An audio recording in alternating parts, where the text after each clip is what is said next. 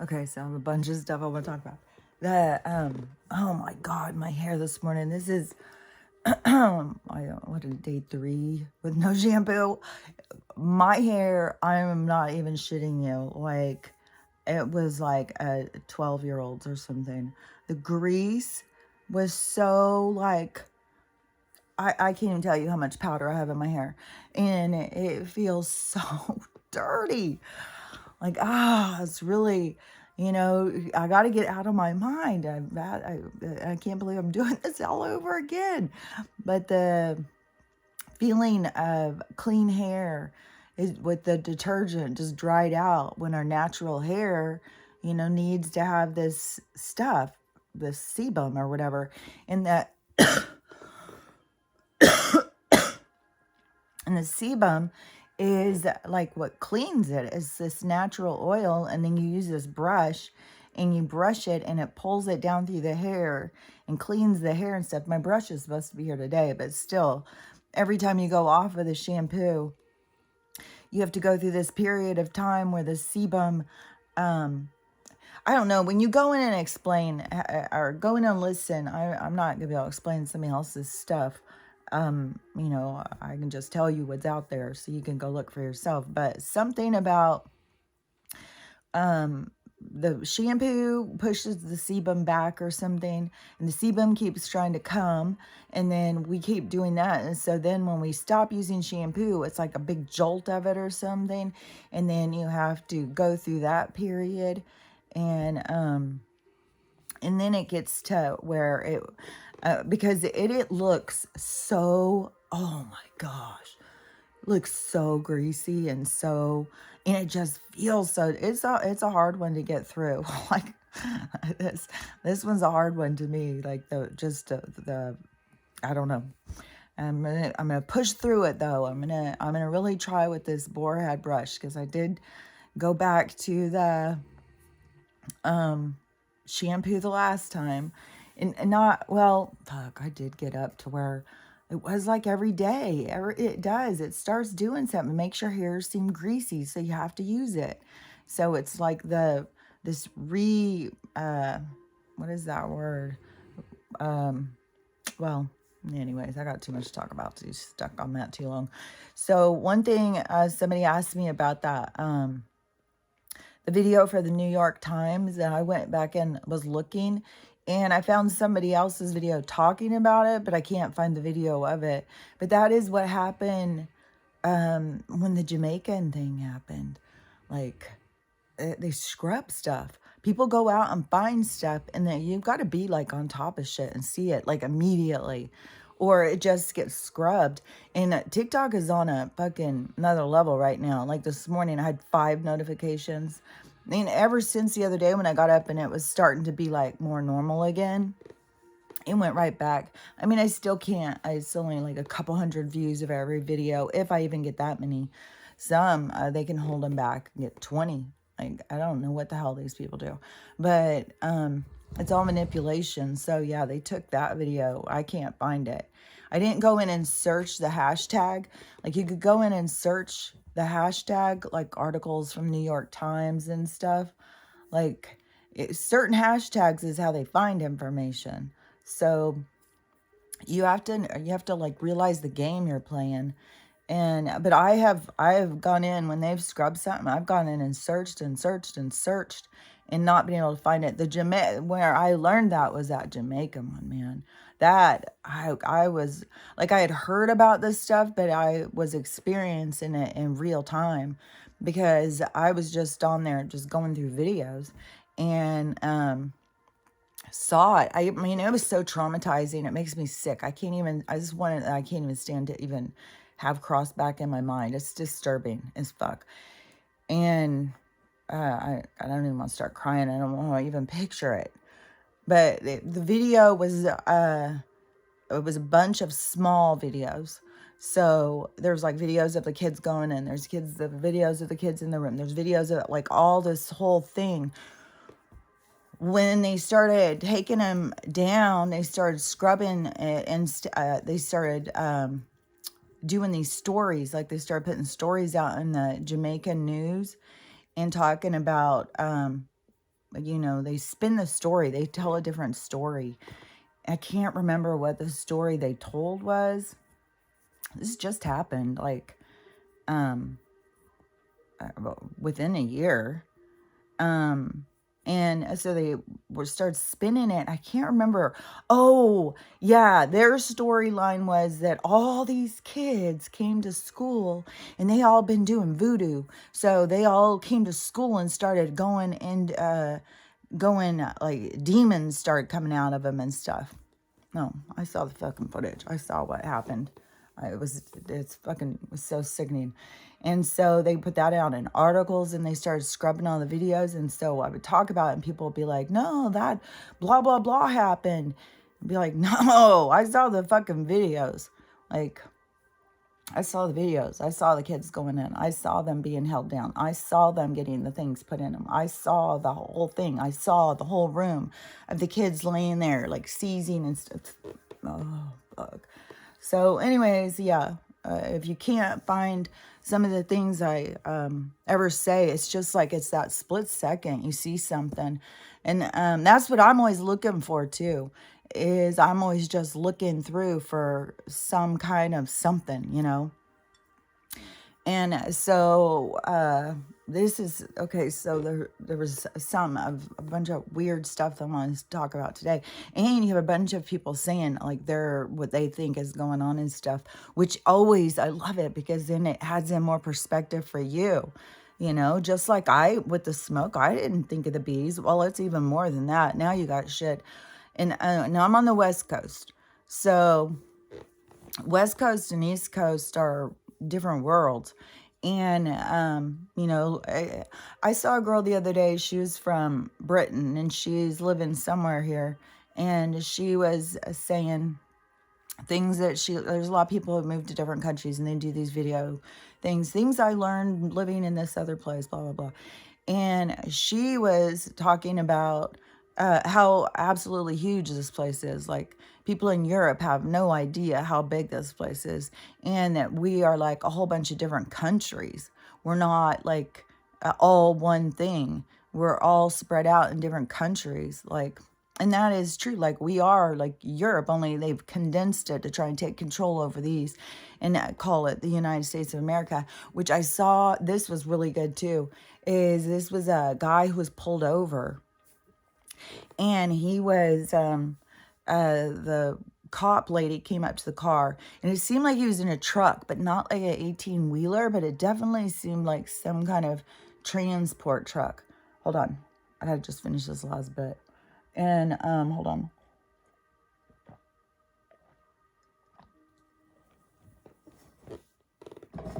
Okay, so the cop woman comes up to his car.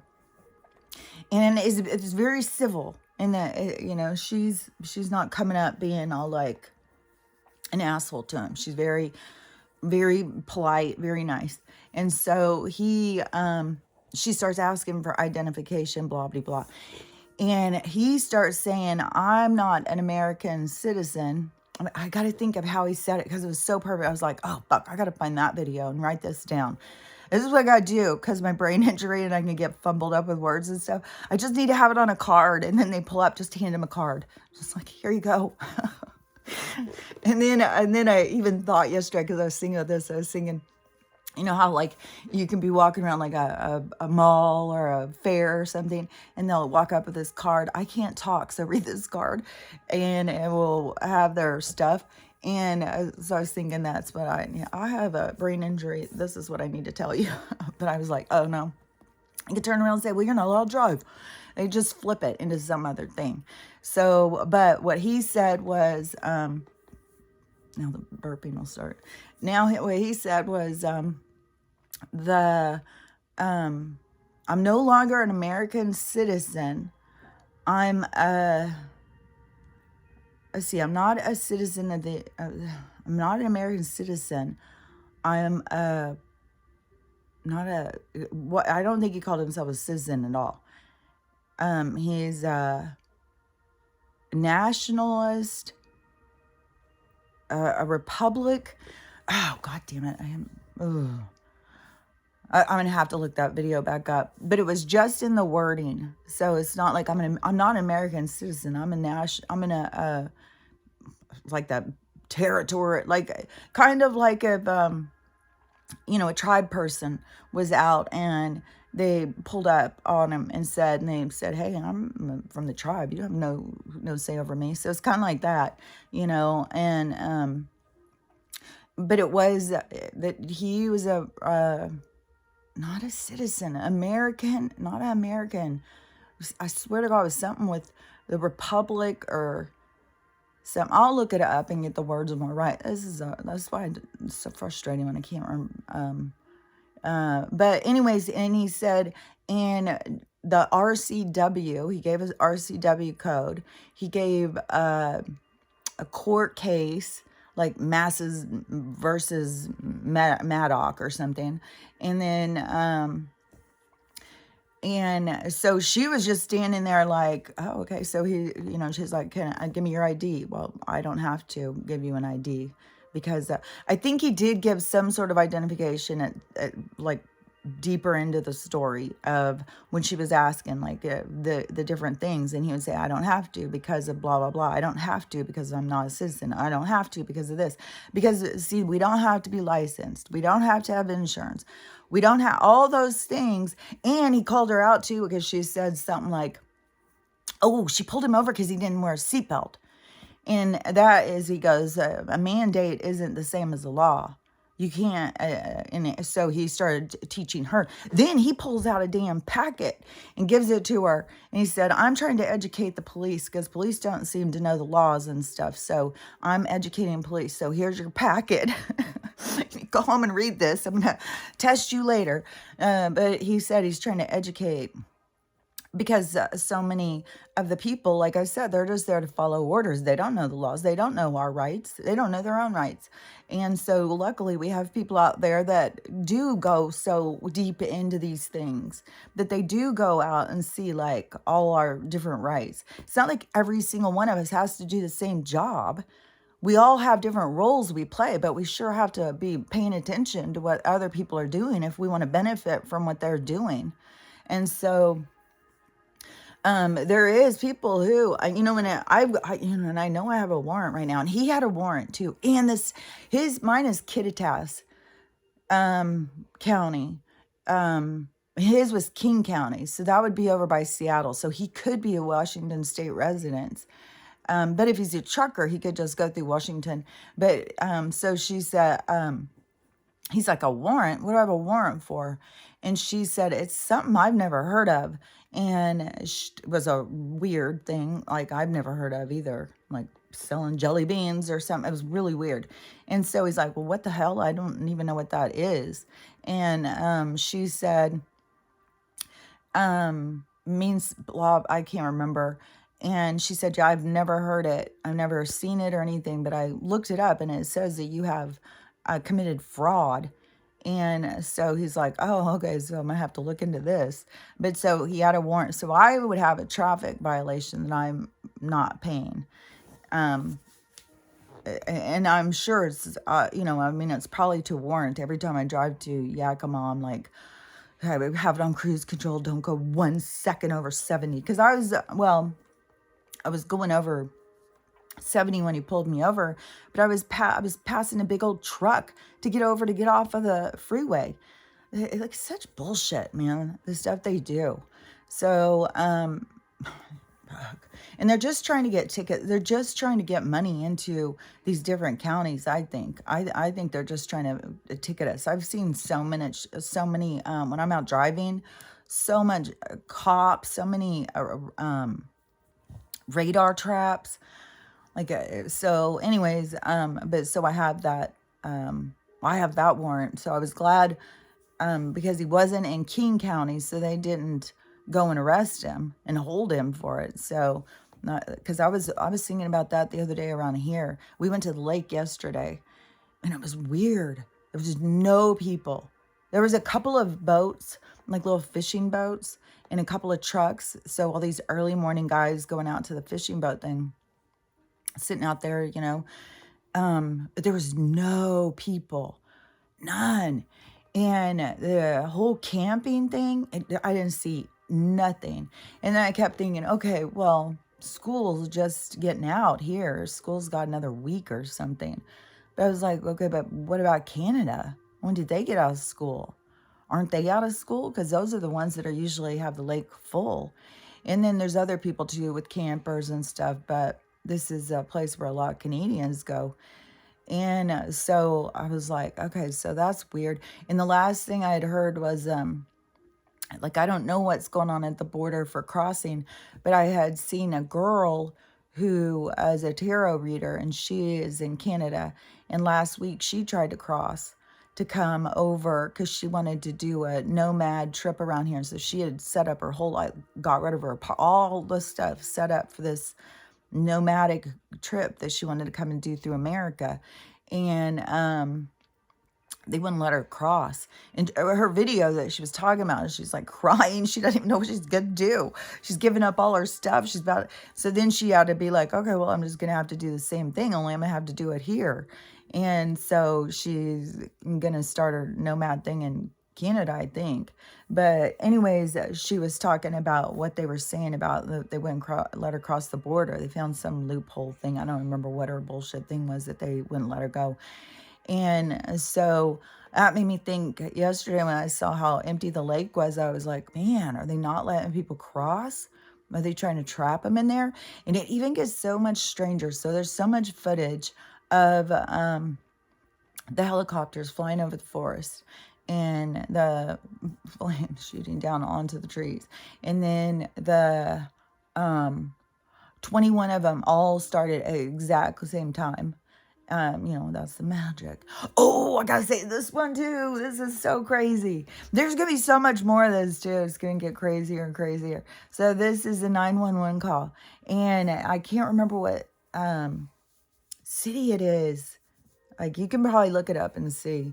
But it's a 911 call, and it's like, it's more than just the call, because the cop that went out to go to the call, his partner saw something in the sky too. So the people called the 911 call, and they said something just crashed in our backyard, and there's these 8-foot beings standing out there staring at us. They were panicking. They were freaking out, and they're like, and the 911 caller is just like, okay, so you think there's creatures? You think there's something in your yard or something? And they're like scared. They're like, yeah, there's like, I think they're aliens. They've got big eyes. They're staring at us. They're monsters. And so the 911 caller sends the cops. Well, one cop, the partner, he saw the ship crash thing. He saw this big light thing. And so he was freaking out about that. So they took it serious, and they were asking other people and stuff. But it just cracks me up because there's going to be more of this shit. There's going to be more aliens crashing in people's backyards. That cracks me the fuck up. But I mean, it is going to be scary for people who are scared of aliens, who really believe they're monsters and stuff. And, it really makes you think too, like, how's this battle going? Like, they're just crashing down, and they were only there for a few minutes. They got their shit together, jumped back in, and they were gone. So, back into the battle. So I don't know. I always thought that was hilarious. But so the Canadian thing. So we got all these fires going up there. Okay, so where there's a lot of people down here saying, where's all the footage of the Canadians? I saw the one person who shared, no, she's still there. This one person who had, was in their backyard. It wasn't even like their backyard. It was just like they were a little space between where their house was and the forest. And the forest behind their house was on fire. So I saw that footage, and it had just started, but it went so fast. It makes you think, like I said last year, when they sprayed something on our trees. And I did notice, well, I went to get water yesterday when I went to the lake, and sometime when I was out yesterday, I did see something where I was very suspicious, where I was like, oh shit, are they spraying us again, motherfuckers? But that not last summer, the summer before, when they sprayed us and then everything died. And I was suspicious. I kept being like, oh my God, they're gonna start some fire or windstorm. And which I still feel very sure, like they're gonna do something with fire. I mean, they've got the heat going. It's supposed to rain tomorrow here. We'll see. I don't know. We'll see what with all their control and shit. But so the trees all had something on them, and all the needles and stuff, everything was dying. It's so weird now, because it was all last year, everything was dead. For a year, everything was dead and dying. And now all of a sudden, everything's back and green and lush, and it's weird. And but I saw something sprayed on there yesterday, but they can spray some sort of accelerant. And so, the way that those ones in that guy's yard were just going so fast. And I mean, you got to think, like, how many weeks ago were they under snow? Like, how is things this dry? And, we don't even have our signs up yet of fire danger. Like, I don't know why. I'll drive past the fire station tomorrow and take another notice. But, I don't think that we're in any kind of fire danger yet. I mean, we still have, like yesterday when I was at the lake, the water was so high, it was up to the bottom of the bridge. And, I was like, fuck, and it was so trippy too, looking down. There was so much algae, and it was so weird looking down because it was so deep and the water was so clear, except for those weird pockets of this weird algae stuff on the top, which I don't know what the fuck it was. It was like gross looking. But, when you look down, it was so weird because there was all this really tall algae stuff coming up. It was weird because it reminded me of like when I see those people in the water and they're all like they have, if you've seen that footage where it looks like all these men marching or something and it's all underwater. And it reminded me of that. The way when I would look down and all of it was weird. I've never seen a look like that. There's so much water, and and Canada's above us, like, in it's mountain places. The mountains.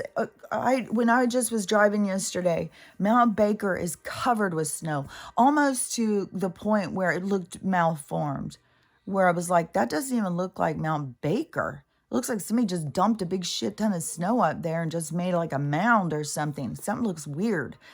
Now, I was like, so there's still that much snow up there on that mountain. The water's all risen. And like, I didn't even think that little lake had a river that ran into it.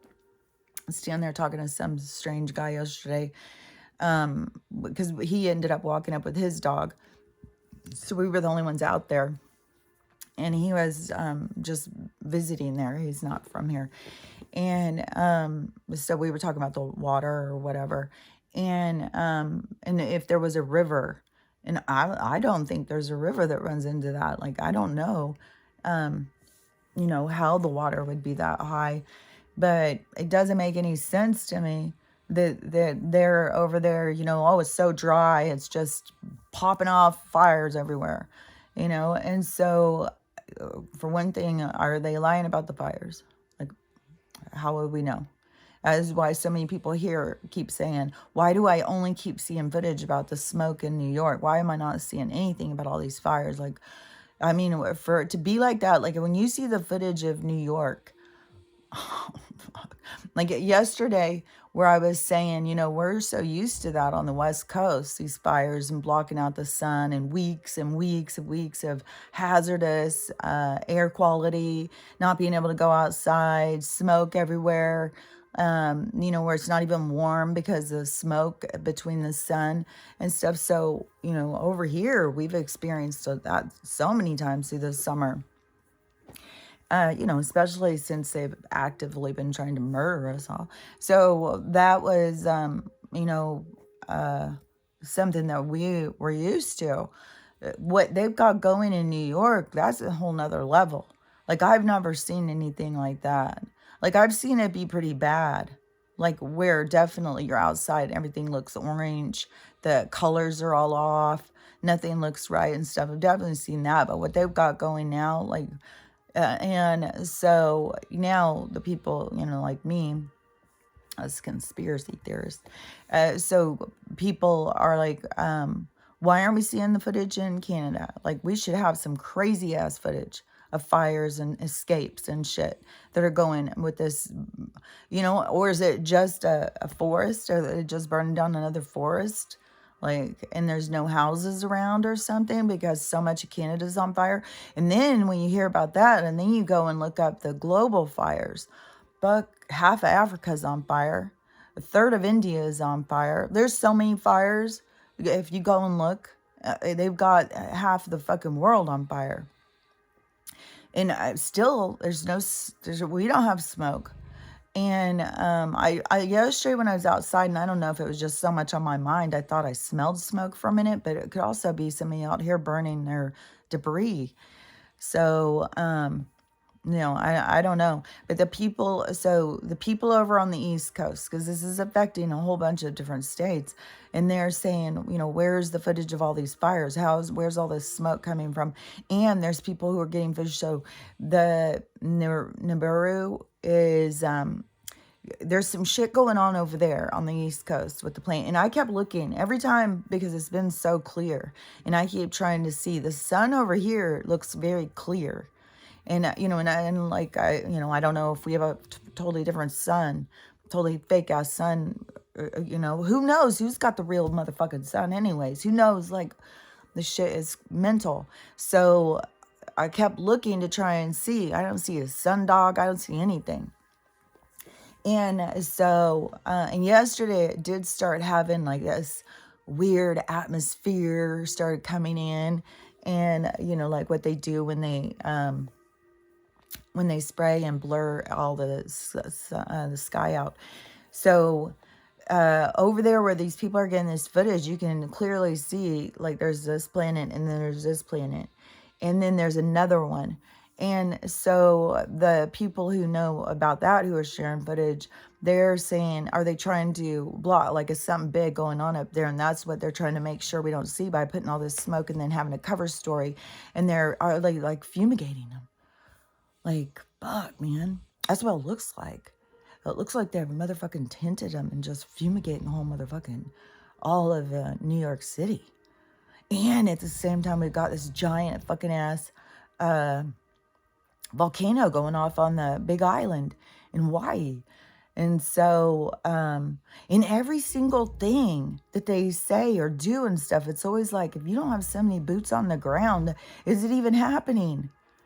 Like, I've seen so much, like every other video is smoke in New York. Like, and it is so thick. Oh my God. And people are having to block their doors. It's coming into their doors and stuff. It's very creepy. And then people can't breathe. Like, how many people are gonna keel off from this? Like, the people who, before it was even that bad, when it was just how I was saying how it's been over here so much, the sun's just red, it's smoky out and stuff, people were already saying how sick they felt, and it was like that. Now that's a whole nother level. I think that is when people were talking about the air quality was like 190 and they were already feeling sick. It's way over 400 now. And so maybe that is the highest I've ever seen it, is 400. I swear to God, I thought I've seen it so high. And I would have, when seeing the sky they're talking about, I would have thought that's got to be worse than 400. Like, that looks like a thick yellow fog. You can't see buildings. You can't see anything. And then the sky was with the redness and stuff. It's very creepy. It definitely looks like some sort of Armageddon over there. So, I don't know. Like, fuck. And who knows? Like, what in the hell? And what was it? It was something with the explosions. Or something about explosions. And then I was thinking, is this going to be the stuff that has gone missing? Is it going to be really small, like a whole bunch of small explosions? Like, instead of really huge ones? Like, that could be a thing. Like, who knows even if that's what took down the Ohio building, was some sort of thing like that. And there was people in there and stuff, and they were going to just demolish it.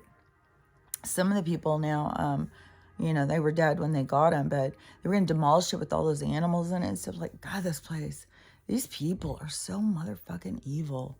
Like, they just do not give a fuck about us. And how many regular human beings have moved into a space where they're just so disconnected from us or something. I just saw this other nurse, and she was talking about, her different looks on things now. And she was saying, I can't remember the word she said too, because she was like, you got to look into this certain thing. It's like a mind control, but it's a subtle mind control thing. And then the thing they do with the frequency, and how they can put messages right into your head. They can talk into your head. They can make something itch. They can make your eye hurt. They can make your muscles twitch. All of this stuff that they can do with frequency, and they can stop your heart. Like, that's why I said there's nothing for us to sit around and be like, panicking, like, oh my God, where am I going to go? What am I going to do? Oh my God, they're going to, they could, if you were a targeted focus, they could take, like I can't sit here and just be like worried all the time. Oh my gosh, oh my gosh. Because I see a lot of people who are out there on social media who do get really, really worried. And to me, it's like, man, I've already had them show up at my house. So they know where I'm at. I think, for all I know, they've put a tracker on me. Like, I don't fucking know. Like, they could do something microscopic. You reach out and you shake their hand. Again, that's one way that they have poisoned people. It's on their hand. And so, man, they could do some kind of thing. Like, they're so far sophisticated from what we understand. That's what makes them seem like, that they can do so much, is because they have just repressed so much information and technology from us. But like, I don't know, but I just know you can't sit around and be scared of it. They could zip up here real quick and just go boop right in the back of my head and, take me out in 2 seconds. And so, they flip people's cars. They do all sorts of stuff. So I don't know. I just know that when you flip out of the game, you just go out of, you don't die. You don't die. There's nothing to fear. It's just your exit out of the game. And, some people's is dramatic. So I personally don't think I'm exiting out of the game. I personally think I'm here for this other, it's fucking burping, this other, where we're headed. That's what I believe I'm here for. That's all my guidance, like the stuff that they show me and tell me. Like, I'm pretty sure they would be showing and telling me other things if I was here for something else. And yesterday too, I finally got up to the new season. So season 10 just started. So this is the big drama season of whatever this scandal that went down. But just watching like these toxic behaviors, man. And so, just the reason I even say them is because I've seen them with other people. This isn't just some people on TV. The weird thing is these people are so drunk on TV that they don't even try and pretend like they're way more of whine and stomp and have a fit because you said something they didn't like. Like, they're not even trying to act like, respectable or something. Like, they want to be like a frat or something. Like, who knows what their goal is. But I think their goals are just to be popular and make money. And they don't really think much past that. But the thing is with Sheena, it just gets me because I see this so much with people. And she is so fucking aggravating. It is, and I think it is it because you've got money now, you're just up your own ass and you don't, so you can do no wrong.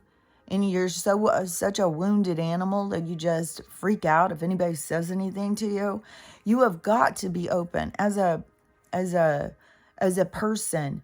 Like there's nothing to sit and fight with somebody because somebody tells you their perspective. And in all these different dramas that happen, she's always constantly deflecting, blaming, all these really toxic behaviors. Like if you've looked into any self-help or any psychology or any of that kind of stuff, she does all those things. And then when things aren't going right, then she pulls the victim card, goes straight into crying. Poor me, poor me. Nobody understands me. You guys are mean to me. Man, I've used that one. I can recognize that one because I've definitely cried. Nobody understands me. Nobody cares. Oh. But the thing is, she just had a baby. And because she's so far up her own ass, and anybody who says anything, all she does is make excuses and stuff like that. All I can see is like, oh my God, what this baby is in for. And already on Instagram, it has 115,000 followers. And this is the beginning of season 10. And so she's bragging about that. And I said, like she's pulling out these clothes. Oh, well, if I get her this, she can only wear it once.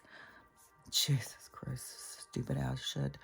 And and then at the same time, well, it's not the same time because this is, I'm not watching real time here.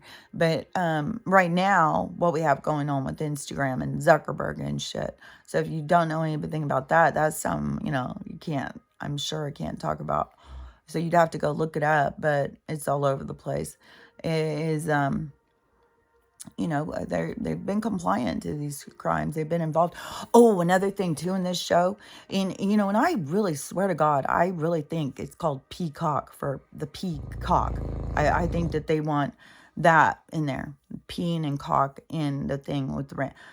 That's what I think. And, if you're gonna do a peacock, why wouldn't you have a peacock feather?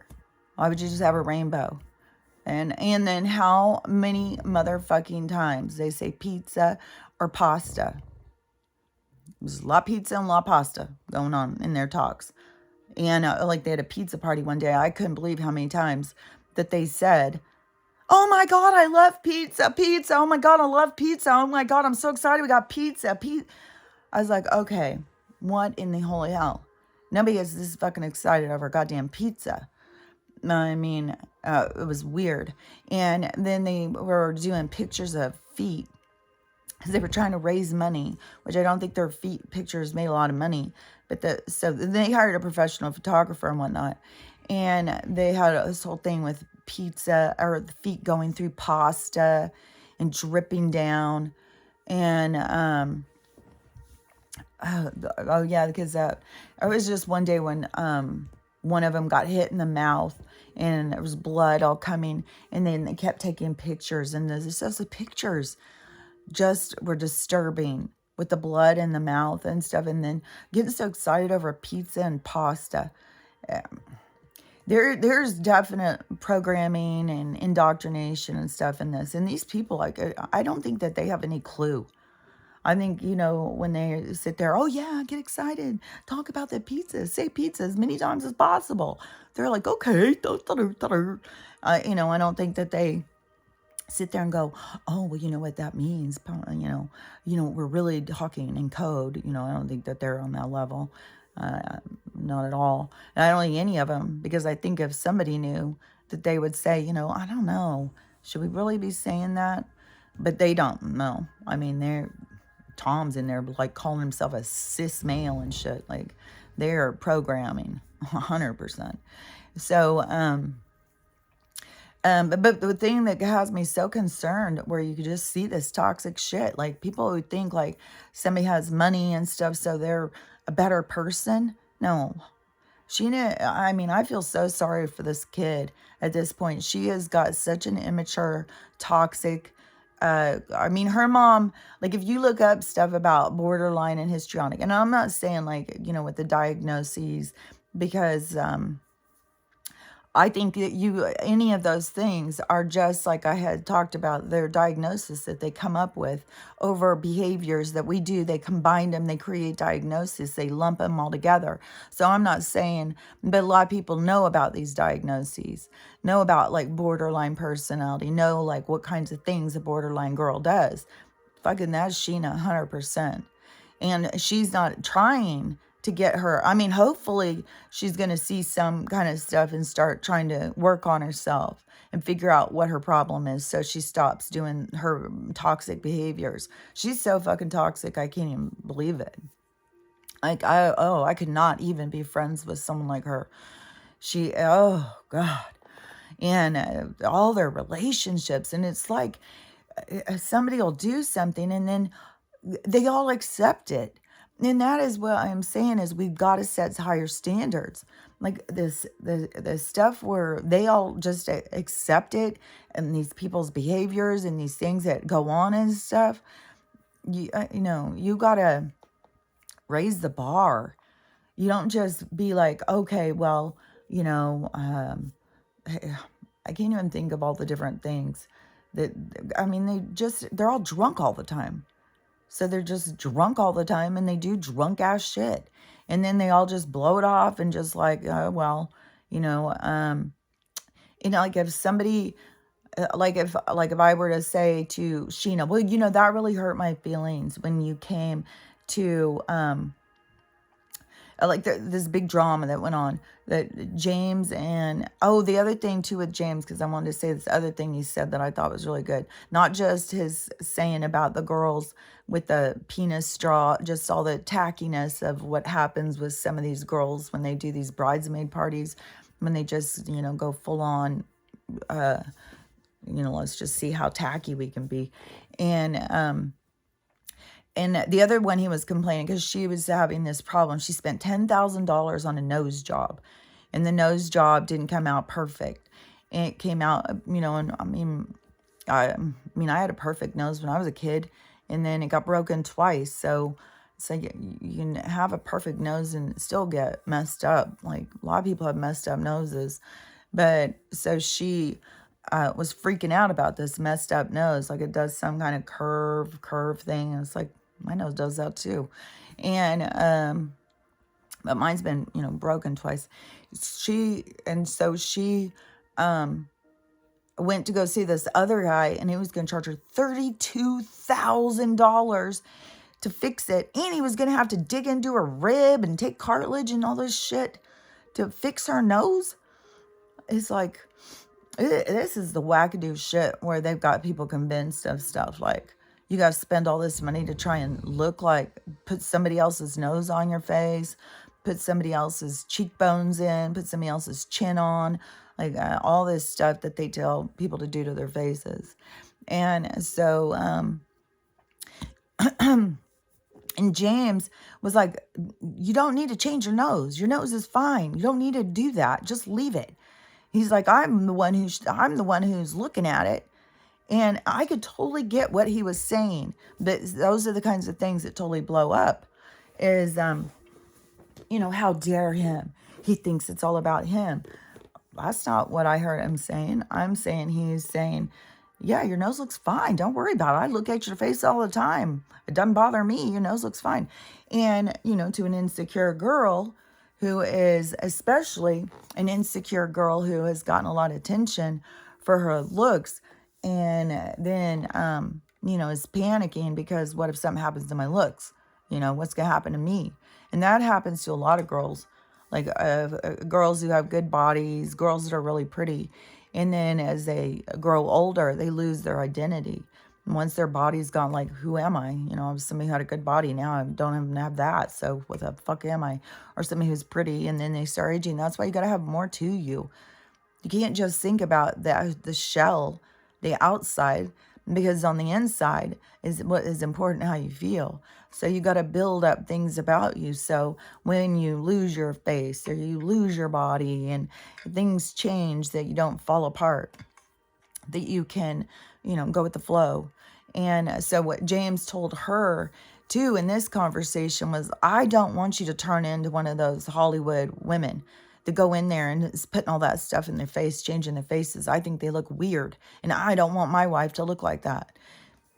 And I thought that was good for a guy's perspective, because girls always think, well, they've got to go in and fix themselves. No guy's going to like them. No guy would like me if I had this nose. No guy would like me if I look like this. A guy's going to like you no matter how you look if you like yourself. That's the key. Not going out and trying to change yourself into somebody else. Learn to love yourself. Then lots of people will like you. But when you don't like yourself, it's only going to be a certain few who will put up your shit. Like Sheena. Like, what the fuck? And the fella she got, she's been so desperate through this whole show. A guy smiles at her and she'll, she's like the dark energy. She just glom on there. And all of a sudden it's like, oh, and I love you too. Like she's just, I think she's beyond borderline. Personally, I think she's more like histrionic or something. But she has got a lot of really, really toxic behaviors that she really needs to work on. And now she's got together with this guy, and he's so similar to her. So it's the both of them together. And now they've got this kid, and they're trying to, Sheena's trying to use her kid for attention. I mean, and Sheena is so desperate for attention all the time. And you say anything to her, and she just flips things around. She deflects, and then she just goes into this whining and crying. And I was like, people have got to recognize. So if somebody comes and says something to you, like if you did something like in her and the drama on this thing. So James and Raquel got engaged, and so they're supposed to be getting married. And so they did. I fell in love with this house, man. This house was so fucking cool. So they rented a house in Northern California in the wine, the wine places, those houses. So this one is like some sort of giant Italian villa. It was all with made out of bricks. Oh my God, it was so cool. And the inside walls and stuff. Oh my gosh, it was so fucking cool. This house, I was like, oh my God, I want a house like this. I love this house so much. I can't even believe it. The house was cool, just cool as shit. So they got this really, really cool place. And the one that Brittany did at her wedding was really cool because there was a castle in Kentucky that is a venue, and it was really cool. But this was really, really so fucking spectacular. And so they had their big party there. Well, Brock wants to marry Sheena, so they already have a kid, and now he wants to get married. It's like, what is your rush? The kid's already, like, I don't get this. So but this is where it's manipulative. So first they start going to Lala and Randall, which now Randall and Lala, that's all gone down. I'll tell you what has gone with him. So, and they're saying that he is as bad as Weinstein, that he's just, what they call him, like the poor version, the less known version or something of Weinstein is what they were calling him in the articles or something, apparently in the LA Times. So, this wedding, this venue and stuff. And so they're having their engagement party here. So all their friends and stuff, they fly in families. So it's a really big thing. And, Sheena, Brock is already a pro. Like they're so manipulative. Sheena's already been out shopping, buys 3 dresses, is getting all this stuff. And then they keep doing this like, oh, we were going to do a shotgun wedding. Like he was going to pretend to force her into a quick wedding right then. They're so manipulative. God, and it's so gross to see people like be so desperate to be, when you're so obvious what a manipulator you are. And so, 2 days or something before going to this engagement party, he goes and he's got the ring because he's already gone and tried to ask Randall to do this fake movie premiere. And so he wants Randall to pay for this big old party, and so that he can do this shotgun wedding for. So he keeps trying to go in and get people to do his thing for him because he doesn't have the money. Dude, you could motherfucking go down to the courthouse. You and Sheena could just take your asses down to the courthouse and get married. Cost you, I think, like $50-$60. And nobody even has to be involved at all. You can do that. And so, but, why would you do that when you can manipulate other people to pay for your shit? So then he goes, that whole thing fell apart with good reason. And so the venue wasn't available. So the whole thing fell apart. And then they were trying to talk to him about money and getting a place and stuff, and he wouldn't talk. So he's got a whole situation going with his back child support. Like, he's got a whole thing going. Like, they just keep showing. That's what I'm saying. Like, they don't even hide their dysfunction. And so, but you can't. At this time of our world, you can't be hiding it. It's almost like the people who don't see it have to choose not to see it because it's right in your goddamn face. And so they go to this venue thing, and they started trying to set it up days ahead. And so you see all these conversations, and so then you see how they manipulate. You see how they talk to people. And so then they decide they're going to go to this venue that these other people have paid for, and they're just going to sneak away, take a couple of other people with them who is, can marry them. They go to get their license, go do all this stuff, and plan to use these other people's weekend thing so that they can use it to get married.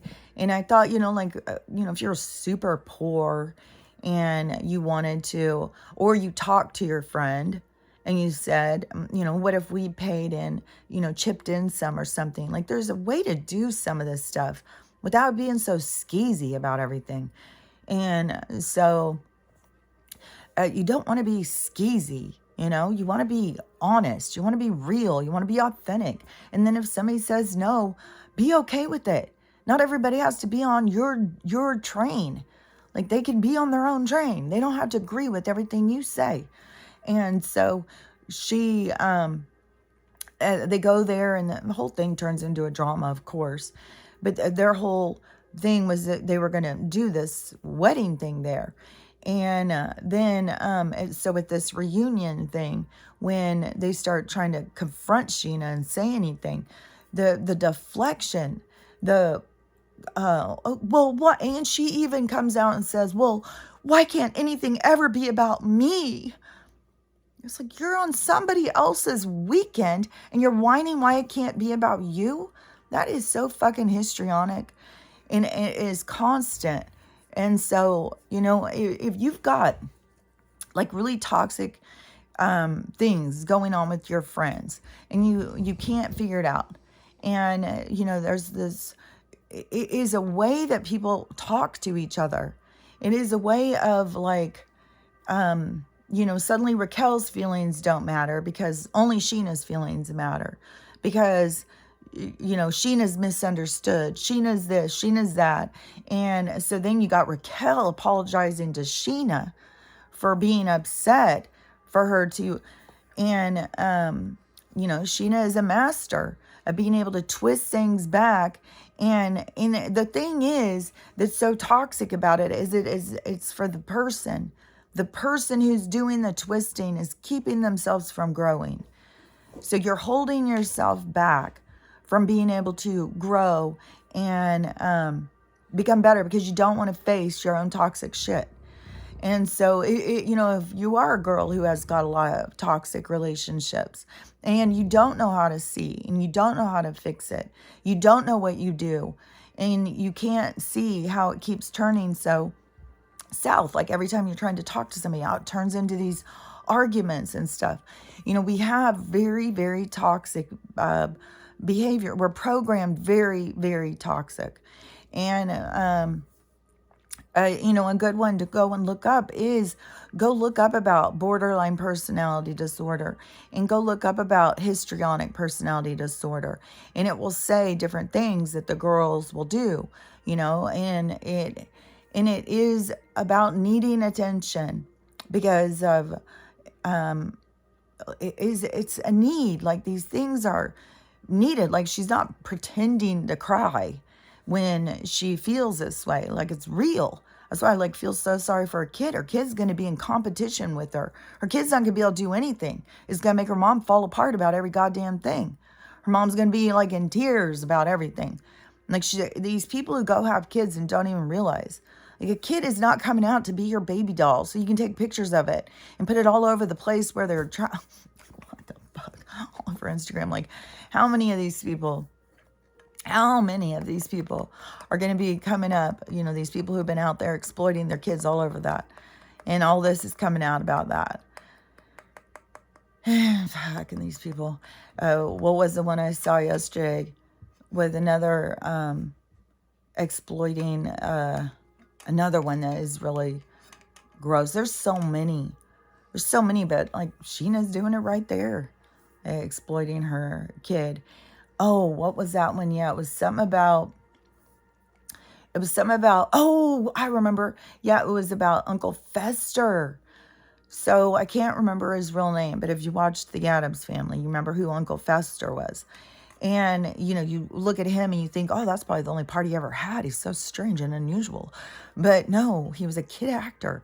He was a kid actor who was very, very famous. Charlie Chaplin discovered him. And he was very famous, and he was very an activist. What was it? Oh, because there was a whole kidnapping thing that happened. And I think it was in New York or something. And the two kidnappers, they killed the person or the kid or whatever. And then so kidnappers were arrested and put in jail. And so all these citizens went in, broke through the jail, took out the kidnappers and beat them to death. And he was one of those people. And it was a big thing. I guess you can look it up. And but he was also, so he had made $4 million or something. This is a long time ago. That's a lot of fucking money back then. He had $4 million or something. And so when he got to be 18 or whatever, and when he tried to confront his parents and say, I want my money, and they had spent it all. And so he had to go to court and sue him and all that stuff. He ended up only getting $126,000 back. But he set precedents about with kids and the parents making money off of the kids. So his case had some significance off of that. I saw that yesterday, and then I've seen all these different kids being exploited. And it's see, those kids, all these kids that are being exploited for their parents to make money, they're not going to get anything for it. The parents are using that so the parents don't have to work. So the parents use that income to pay for, their home and all that stuff. So in the parents' mind, they think that they're doing the right thing because their family is making money, independently or whatever. But they don't consider, that they're exploiting their child. They're doing something that their child can't agree upon beforehand. If you were, I don't know, 15 years old and you grow up and, you've got all these pictures going around of you everywhere and all that stuff, that is creepy. And if you got, for one thing, I don't even understand, with all the stalkers and stuff where we've been, aware of that. That was always a thing too. Even if you went into, social media or something and got popular, you have the possibility of stalkers, people becoming obsessed and stuff. And that's the weird thing, is why do people put their kids out there like that? Don't you get scared someone might steal your kid? Because they're obsessed? And somebody did just steal somebody's yesterday. And I don't know what the ending of the story is going to be. It could be another horrific one. There's so many horrific ones out there. Fuck, dude. And this, I couldn't even understand.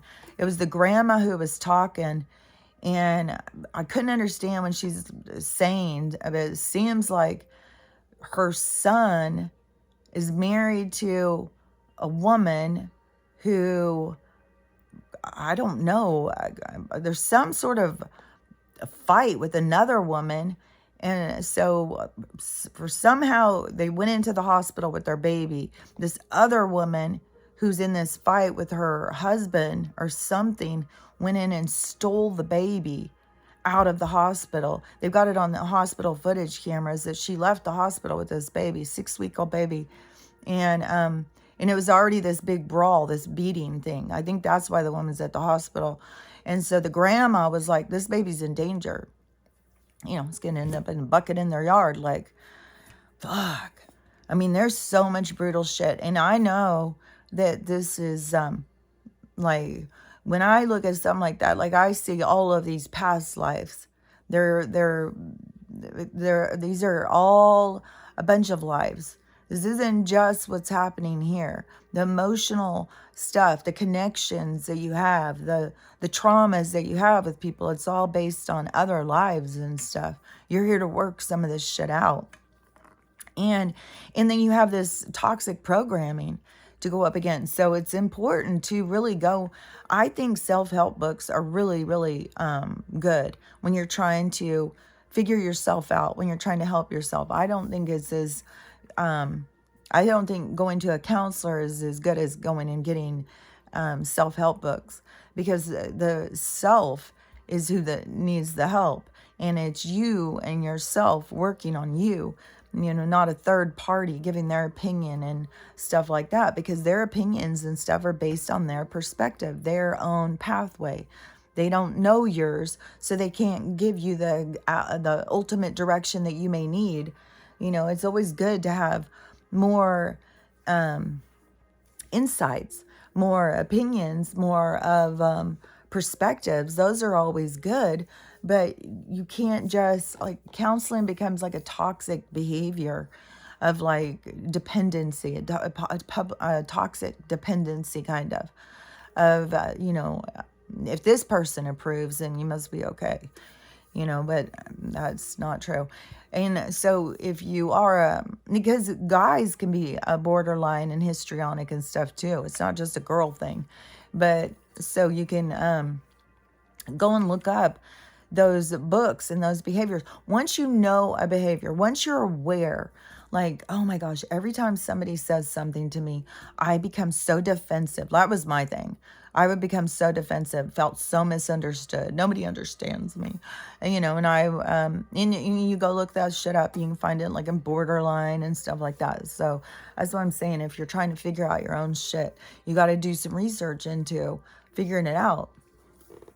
But once you see, like, oh, so every time somebody says something to me, so instead of me taking my trigger and being like, using it to my benefit, instead I become upset, I become defensive, I cry, I stomp, I storm out of the house. Those are the things to notice.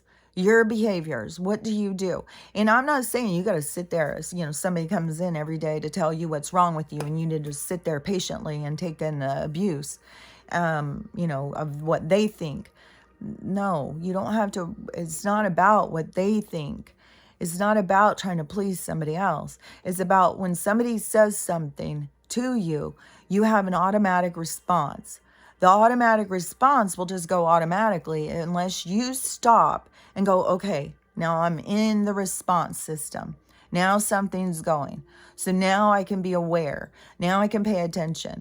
Now I can watch how the gears move through me. And so I can witness, I can be aware of it. Because once you're aware of it, that's how you can change it. That's how you can stop it. And so when the trigger happens and the information targets you, and you feel an emotional response to something that happened, something somebody said, somebody's view of you, whatever it is, that is the gift, unless you use it to have a temper tantrum. But when you get the gift, then the triggers, the gears are going, they're shifting in you. So now is your time to sit with yourself. So you sit with yourself and as like where people say like meditation or something, because you got to sit with yourself and be quiet. Like if you go and sit with yourself and then you just start spinning out like, oh, I can't believe they just said that to me. I can't believe that. That is so fucking rude. And God, they're always an asshole. God, I remember like last week, I knew they'd fucking do, and I was spinning out. So as soon as, and you may have to do a little bit of that. I can't say you won't. I can't say you're not going to have a spin out. You got to, sit there and maybe let yourself spin out, go around in circles for a minute. And as soon as you can, stop the spinning and, start slowing down. So slow down your thought. And this can be so many different ways. There's different ways you can approach these things. You can do it through visualization. You can do it through all different things, but it is how you work. So it's for you to discover, what works best for you and how things, it's like you gaining control over your avatar. So you've got to figure out what works. What works for somebody else may not work at all for you. You may have to come up with your own. So once you get to that part where you've got the trigger, now you've calmed down, now you've slowed down, and now you've got this thing that has been said. And so it can be like, man, it's hard to think of one. That's why I like to use the case study things, because they show them. So, it's more obvious, it's more apparent. There was so much with like Sheena, saying like about her being, I should have just watched it this morning to be fresh on the conversation so that I could see him or say him better. But so whatever she's saying, or whatever anybody's saying to her, as soon as she gets triggered, she goes into the whole deflecting and all that stuff. But so if they say like, you're always selfish. You always just think about yourself. That's all you ever think about is just you. And so then, whatever has affected you, it's triggered you. And so then if you have to go through the spinning out, like, how rude that person is. I can't believe they say that to me. I'm just, and you got to play the victim out in your head. Poor you, you're misunderstood. Nobody cares about you. You go through all that stuff. Then you get to, once you get it slowed down and then you start thinking, why does it bother me? Why would I be bothered because somebody else thinks I'm this? And so that's where you gotta start asking yourself the questions. And you may not get something off the first one. And you got to remember, this stuff is deep. You're trying to go in to decades of trauma to find what it is that is the bothers you, so that you can pull it out and let it go. So, and when you skip these triggers and just argue back about everything, you're wasting these triggers. The triggers are there so you can pull this stuff up, so you can release it, but you have to walk through it. So you have to go in and be like, okay, so why do I get so defensive? What is it that I get defensive about? Why do I get so upset? Why do I care about this? And you keep walking yourself through it, asking yourself, why, and how, why, questioning yourself. It's like the marriage between your spirit and body. And so your body is giving you a response. It's trying to inform you. There's a problem here, problem. And then you, depending how, if you're caught up in the 3D and become defensive and, you've got a persona to put out there and, you're a real asshole if you won't let me just go out there and pretend to be perfect. Then that is, those are all like holding you back from growing and healing. So when you get into the how, why do I feel this way? And you keep going, and little things will come into your head, and, it can be all different things.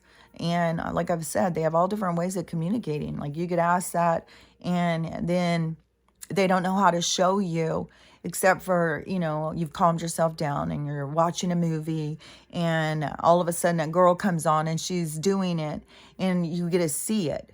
So you will be shown. So then you understand in a different way. So they have all different ways of doing it. That's why I can't tell you exactly, like, okay, so do this, and then 30 seconds later, this will happen. No, there's no way I can tell you that. It is, each person has your own in it, and you'll find your own communication as you pull free from the three-dimensional outlook, like where you're just focused on that reality. And the more you pull in, then the more you will begin to formulate your own conversation, your own translation, your own communication, and stuff like that. But once you get into finding the trigger, and it can be deeper, there can be more going on with the trigger, and once you find out what it was, then you can, depending on what it is, you can release it, just looking at it and seeing, like, oh my gosh, so all that time back when I was, I don't know, playing tea party with my cousin, and my uncle came in and said this, and then I was traumatized, and he told me that I shouldn't be eating cookies anyways, or whatever the thing is. That once you get to that thing and you see it and you release it, it takes that away. You won't be triggered in the same way. Somebody will say something, and if you are, it's because there's more of them in there. And every time somebody is shooting those triggers at you, those are your opportunities to release, release, release, release, release. And then as you keep releasing and going in and figuring out what it is that bothers you from all these different times, but watching how these girls interact and knowing that this is our societal norm is how they've programmed girls. It's so defensive, it's so whiny, it's so much about being a victim. And that is what you don't want to do. You want to be empowered. You want to see, I'm not going to be anybody's victim. I am going to be an empowered woman. I'm going to take care of myself. Or an empowered girl, empowered female, empowered male, empowered whoever the fuck you are. You want to be empowered. You don't want to be a victim. You don't want to be just there to be a victim for somebody else. And in these toxic relationships, if you don't, you're just not going to go forward in the game. You can't go forward in the game. And that is another thing too, is why we have so many people who are having all these tragic endings and stuff, and all this, horrible domestic violence and all that. My daughter was at the courthouse yesterday, and it was all day long. It took all day long. And she said she couldn't even believe how much domestic violence. She said it was just one case after another, after another, after another. I said, I told you that's where we were headed. Told you that was coming. And it's going to get worse. And that's the thing, is every time somebody says something, my mom will be like, oh, another person just died. And I'm always just, it's going to get worse. I can't sit here and pretend like it's not. Don't get too bent out of shape over, like I'm telling you, start telling people keywords. Start making keywords with your friends and shit. Like, okay, if I go, I'm gonna make sure I say this, or I'm gonna come back. You'll know you're talking to me because I will say oranges or whatever. Come up with a keyword so you can communicate if that is gonna help you. Because there's lots of mediums out there. And, everybody's got them in their, in their communities. They just don't know about them. But you start talking to people about it, and you'll start finding, there's mediums out there, and they're helping people make contact with family members and stuff. So, it is going to get worse and worse. It's not going to get better. If those things bother you, trauma and people dying and stuff, then you need to just buckle up, because it's going to get worse and worse and worse. And, there's a lot of people that are going to pass, a lot of people. And, when we say, like, when I say all the people are going to awaken except for a very small percent, there is still, you got to take into account how many people are going to pass. A lot of people are going to pass. And it And it's not because they're bad or wrong or they're not awake or blah blah, all the things. It's because in the game it is the leveling up. If you're not leveling up, it's too uncomfortable. And that's why we got people lashing out and freaking out about shit, driving crazy, like, because the energy. We had yesterday the Schumann, there was another huge blackout, and it has gone way up in the, like, I guess normally it's like a 84 or 87. Now it's 120, which I don't even know what all these numbers mean and all this stuff. So, but there's been blackouts on the Schumann, big periods of blackouts. So, there's shifts going on. There's all of this stuff going. And so the people who aren't leveling up, aren't doing the work, aren't taking their triggers and actively trying to heal and grow the things that they have got that they burden them, then if they're not doing that, then they're not raising their vibration. The game is going up. The vibration is raising. So if you're not raising your vibration, you're going to become more and more uncomfortable, to the point where, and it was always going to happen the way it was going to happen. It's not like, okay, well, you're not raising your vibration, so you're leaving now. Too bad. Well, you should have done it faster. No, it was always going to happen the way it was going to happen at the time it was going to happen. You're not doing anything wrong. You're not going to be punished for something you're doing. If you're focused on your healing, just focus on your healing. And even if you pass and you weren't here for that new age of Aquarius part, for this part of it, because it's still there. Like, just, there's all these souls on earth. So just remember, you come back to the age of Aquarius anytime. It's not like it's going away or you have to be here to get there. No, you leave here and come back in around the back door. You don't have to come in this direction. This is only going to be for a certain few people, not a few. It's going to be, a few billion or whatever. It's going to be a lot of people. But these are the people who are doing the work, raising the vibration, and seeding the new world. And they know they have that drive to heal. They have that drive to make things better, to be a positive role model in this world and stuff. So in your internal soul what you're here for. And if you aren't here for that part, this part is going to be hard. Don't sit there and go like, oh my God, I'm not going to be here for the age of Aquarius. I'm here for the fucking Armageddon. I'm going to die. And I'm going to be, oh my God, I'm so sad. Don't be sad. Like, fuck, dude. You get to go faster. You get to get the hell out of here and get to go, you don't have to go through all of this trauma and stuff. So don't be sad about it. This is going to be a lot of work to get to the other part. A lot of, a lot of pain and suffering is going to be going on. And so don't be, like that's the ultimate goal. I got to get to the age of Aquarius, because no matter what, that is the cycle we're going into. That's going to be there for a long ass time. And so it's not anything you need to rush or worry about. And the seeding is, it's the preparation, is the energy, it's it's preparing everything.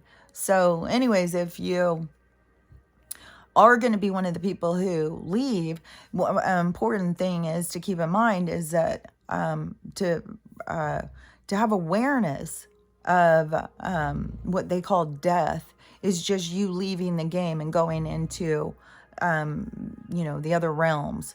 Whatever realm you go into, whatever vibration you're at is the realm you'll go into. But you will have, all of the people who will be there. So it's not like you're going to be there by yourself or be scared or anything like that. You will be surrounded by people that you love, and, will be fine. And then, you just, the problem is for a lot of people, because they don't understand, they think death is real, that when they all of a sudden find themselves not being able to be in the reality, this realm, but they still find themselves alive, they become very confused. And so that's where you want to have the awareness of death, and you're really just leaving this realm. You're not dying. You're not the end of you. This realm is just like you're in a storybook. You're in a movie, and then you'll just end. You'll just leave this story. You'll leave this movie, and you'll go back into, backstage. And so it is not anything to worry about, but it is good to have the awareness. So if you do find yourself outside of your body, and it is a real quick thing, that it wasn't a slow thing that led up to it where you had time to think about it. It was a quick thing, and all of a sudden you're out of your body, and you try and move, and you're moving weird. You're trying to talk to somebody, and they can't hear you. You need to get it in your head, like, okay, I've passed. And then once you acknowledge it, then you'll start going through the realms, and moving, and your people and stuff will come. But so just get to your point of acknowledgement, of understanding what's going on. It's the confusion that is what is the hard part for a lot of souls when they pass over. But a lot of people, as soon as you come out, well, it depends. Like, I can't say as soon as you come out, if you were in a car wreck and you find yourself standing on the side of your car, and there's all these people around, and you're very confused, and you don't know, that moment of confusion when you're still in that 3D, you're still in the game, you're still in there, like, okay, what's happening? Once you acknowledge it, once you see, oh, okay, so there's my body. Okay, I'm not zipping back in there, because that's what happened to me. I zipped back in when I saw it. Once you see it, you're not zipping back in, then you're like, okay, so I'm separated from my body now. That I'm done with that avatar. I'm no longer playing that character. I'm finished that role. So obviously I did a good job because I finished. And so then once you acknowledge that, I think real quick, it's like as soon as because like I've talked about before, reality is what you focus on. So whatever you're focused on is your reality. That is what is real to you in that moment. And what is real to you in that moment is this scene of leaving. So once you acknowledge that, and then it will open up the other scenes. Then it will open up the other people to come. And however your program is, however you're doing it. Like there's not just one way. Like if you go and you read all these different near-death experiences, like and make sure if you go in and start reading that, go back and read the old ones. Like I read Dr. Moody and stuff, like all the way back in the 80s. So don't just read just new ones, even though there's so many good near-death experience stories. But read a lot of different ones. Read a lot of stuff about reincarnation. Read stuff about other like just really start doing whatever you can to open your mind to receive more information that was not programmed into you, so that you can start opening your mind to see more. Just like, when you're standing there dead and you're looking at your body and you're just focused on that, and then you just need to see more. So you need to change your focus. You need to broaden your perspective, and so you can see more. So anyways, guys, all what this awakening is about. It's all about this process of leaving this other fake world and moving into your sovereign being and being, an independent soul. But, and what was that too? Because with these groups, like, we're ending one group and then we're going right back into another group.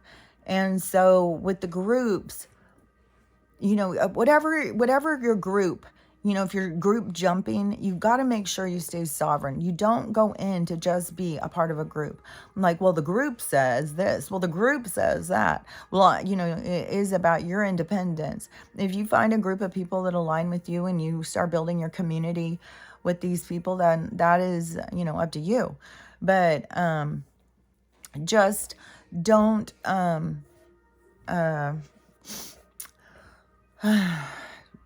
do whatever you want to do. Don't listen to anybody say don't. Like, they don't even want me to say don't.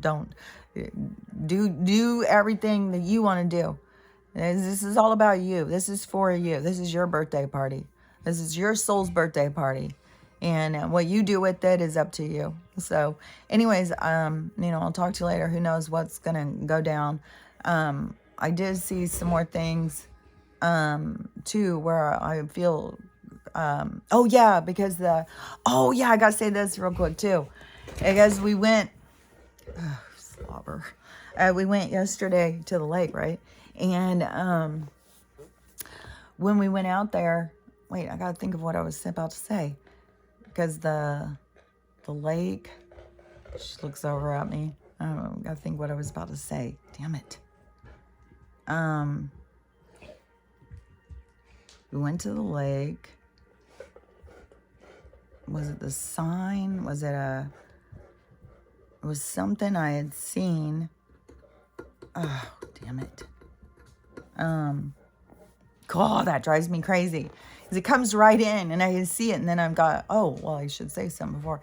And it's always in that time where it's like, where'd it go? Wait, where'd it go? And I know as soon as I go off of here, then it will come right back. And it's always me sitting there trying to figure it out. If I could just relax, but I always feel, because it was something, was it with the aliens? Was the space? With the lake, with the water. Damn it. Oh, okay, yeah. So I was driving and it was radio, because I left my phone here because it was downloading the video. And if I take my phone, it will stop downloading, and it takes so long. So I usually just leave my phone when I go. And so it was down. So I was listening to the radio, and I have Canadian radio. I think I can get some other stations, but the ones that come in the best are always from Canada. Even if I go in like Google like store near you or whatever, they're always in Canada. So I'm really close to Canada. And so this radio station, it was a Vancouver station, and it was a big station because they have one of those guys.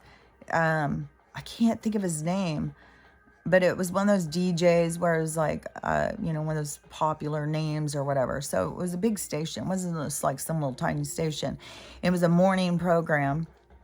So morning programs, everybody's listening as everybody's driving to work and stuck in traffic and stuff. And so I don't know how far that they can go, but I know it's in Vancouver, the station. And so I don't know that would make it all the way down to Seattle, but it was still, I think they covered a big area. And so they have this morning show, and this guy calls in. So it was an open mic on this radio show on, I don't know if it's Wednesday mornings or if it's every morning. I don't know what the deal is. And so this guy, Paul, calls in, and I guess he calls in often.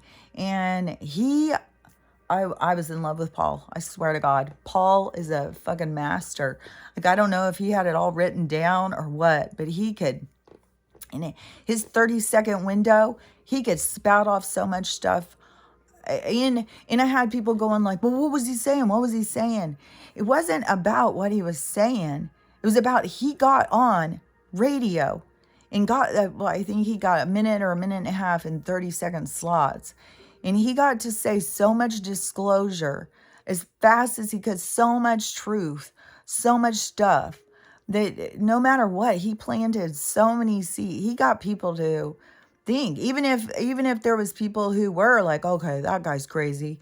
And because there was comments, but for how many people that needed to hear that, like, oh man, that guy, he got a lot of people to hear.